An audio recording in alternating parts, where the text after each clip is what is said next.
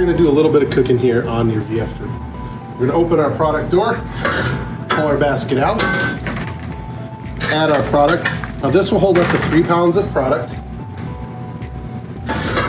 Slide that in there just like that. We will hit start. You'll notice that the basket is lowering into the oil on its own.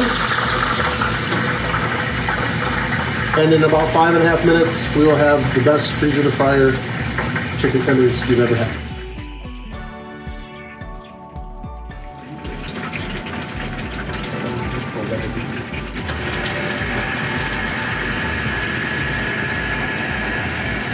And you can see our product is done.